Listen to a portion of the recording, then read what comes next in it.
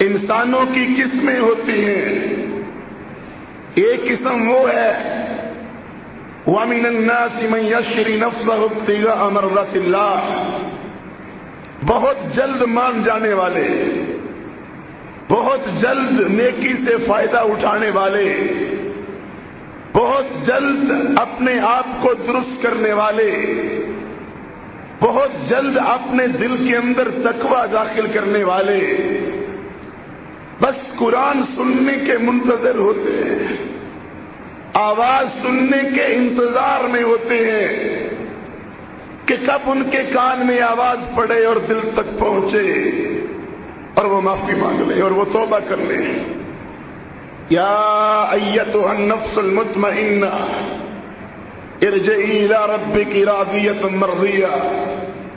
مطمئن نفس، فوراً توبہ کرنے والے، فوراً اصلاح کرنے والے، اپنی زندگی کو بدل دینے والے. اول تو ان کی زندگی ہوتی ہی اسلام کے مطابق ہے. اطیعوا اللہ و اطیعوا الرسول، اتباع اور فرما برداری کا نمونہ. لقد کان لکم فی رسول اللہ اسوۃ حسنہ. شب و روز اللہ رب العزت کی فرما برداری کرنے والے، توحید و رسالت کی گواہی دینے والے، جو ہی آپ ان کو قرآن سنائیں، حدیث سنائیں، فوراً عمل کر لیتے ہیں اور ان کے سال ہا سال اور ان کی زندگیاں جنت کے رستے کی طرف گزر رہی ہوتی ہیں. اگر کہیں ان سے گناہ ہو جائے تو ان کی آنکھوں سے آنسو نکل آتے ہیں، وہ رو پڑتے ہیں اور وہ بلک بلک کر اللہ کے ترلے کرتے ہیں. انسانوں کی دوسری قسم وہ ہے جو سارا سال نہیں بدلتی، سارا سال اس کے اندر تبدیلی نہیں آتی. ان کو قرآن سناؤ، ان کو حدیث سناؤ، وہ نہیں بدلتے.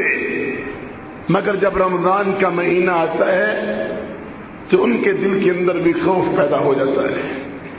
رمضان کا مہینہ آتا ہے تو ان کے دل میں بھی اللہ کا ڈر پیدا ہو جاتا ہے.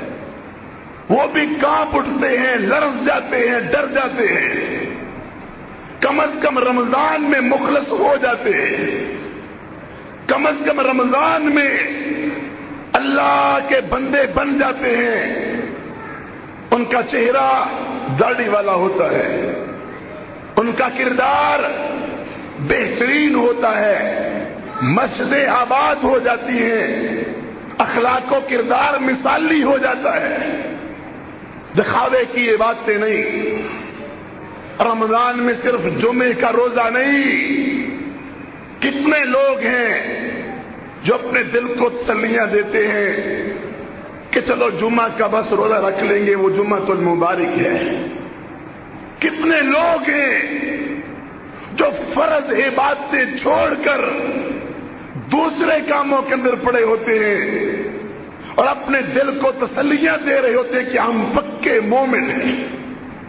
بہرحال کچھ لوگ ہیں جو رمضان میں متقی اور پرہیزگار بن جاتے ہیں، تو ایسے لوگوں سے بھی کچھ نہ کچھ اچھی امید رکھی جا سکتی ہے.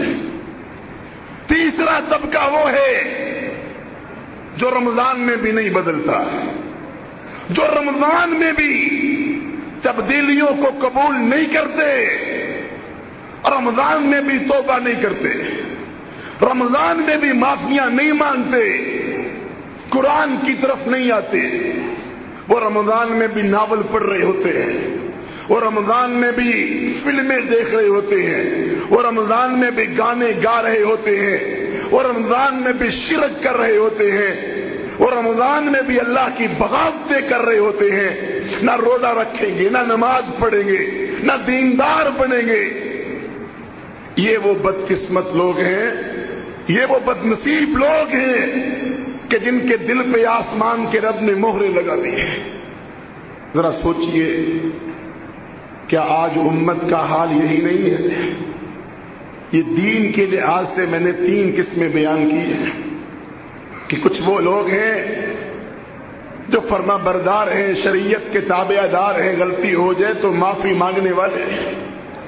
کچھ وہ لوگ ہیں جو موسموں میں بدلتے ہیں، چلو پھر بھی ان سے کچھ امید رکھی جا سکتی ہے کہ رمضان میں بدل گئے، اور وہ کچھ لوگ ہیں جو کسی حال میں بدلتے نہیں ہیں، جو کسی حال میں توبہ کرتے ہی نہیں ہیں۔ ان کا جمعہ بھی سو کر گزر جاتا ہے، ان کی نمازیں بھی خواب غفلت میں پڑی گزر جاتی ہیں، ان کی راتیں رب کے بغاوتیں اور نافرمانیاں کرتے گزر جاتی ہیں۔ اسی طرح بالکل دنیا کے اندر بھی لوگوں کی تین قسمیں ہیں۔ ایک طبقہ وہ ہے جو پہلے سے منصوبہ بندی کرتا ہے، پہلے سے پروگرام بناتا ہے، یہ کام کرنا ہے، اس کام کے اندر اتنا فائدہ ہے، مثبت پہلو یہ ہے، منفی پہلو یہ ہے، فائدہ اتنا ہو سکتا ہے، نقصان اتنا ہو سکتا ہے، دشمن یلغار کر سکتا ہے، شیطان حملہ آور ہو سکتا ہے، پہلے سے منصوبہ بندی۔ اس کو لوگ سیانہ کہتے ہیں اور عقل مند کہتے ہیں۔ جس طرح کچھ لوگ رمضان کے اندر نیکیاں کرنے کے لیے پہلے سے منصوبہ بندی کرتے ہیں، پہلے سے پروگرام بناتے ہیں کہ میں نے رمضان میں یہ کام کرنے ہیں، میں نے اور نیکیاں کمانی ہیں، میں نے گناہوں سے اپنے آپ کو بچانا ہے، میں نے اللہ کو راضی کرنا ہے۔ دوسری قسم انسانوں کی وہ ہے جو پہلے سے منصوبہ بندی تو نہیں بناتے کرتے، لیکن جب ان کے سر پر چوٹ لگتی ہے تو اس وقت ہوش میں آ جاتے ہیں۔ جب دشمن نے حملہ کیا، جب آندیاں چلی، جب طوفان آئے، جب سیلاب آئے، اس وقت اپنا بندوبست کر لیتے ہیں۔ جب کافروں نے حملہ کیا وہ جاگ گئے، ہوش آ گئی، اٹھو بیدار ہو جاؤ، اپنے آپ کو صحیح کر لو۔ یہ طبقہ بھی کم از کم کچھ بہتر ہے کہ سر پہ چوٹ لگی، چلو جاگا تو صحیح۔ اور تیسرا طبقہ پاگلوں کا ہوتا ہے، دیوانوں کا اور مجنون کا ہوتا ہے کہ سر پر چوٹ بھی پڑ جاتی ہے اور وہ پھر بھی نہیں جاگتے، اور وہ پھر بھی ہوش میں نہیں آتے۔ سب کچھ ہو جاتا ہے، رمضان آ بھی جاتا ہے، جمعے کا ٹائم ہو جاتا ہے، نماز کا وقت ہو جاتا ہے، توبہ کا مہینہ آ جاتا ہے، بادل گرج رہے ہوتے ہیں، آندیاں آئی ہوتی ہیں، طوفان امڈے ہوتے ہیں، سیلابی ریلے آئے ہوتے ہیں، کافر حملہ کیے ہوتے ہیں، شیطان کی یلغار ہوتی ہے، مگر یہ سویا ہوا، یہ غفلت میں پڑا ہوا، یہ نشہ کیے ہوئے، اس کو کوئی ہوش نہیں ہے، اس کو کوئی احساس نہیں ہے۔ کیا آج ہمارا حال یہ نہیں ہے کہ ہمارے سر پہ چوٹ بھی لگی ہوئی ہے، ہمارا خون بھی بہہ رہا ہے، ہماری عزتیں بھی لٹی ہوئی ہیں، ہماری مسجدیں بھی گری ہوئی ہیں، ہم زوال کا شکار بھی ہیں، ہم آپس میں لڑے ہوئے بھی ہیں، ہم اللہ رب العزت سے دور بھی ہیں، ہم اللہ رب العزت سے ناراض بھی ہیں، ہم اللہ کے باغی بھی ہیں، مگر ہمیں پھر بھی سوچ نہیں کہ ہم نے درست ہونا ہے۔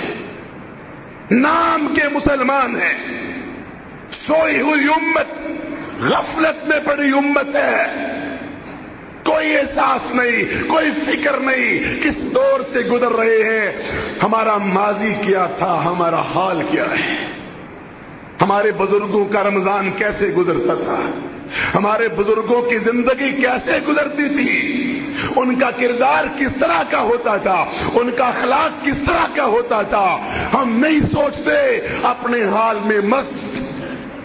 آؤ نہ رمضان میں سوچیں، اپنے ماضی کی طرف نظر دوڑائیں۔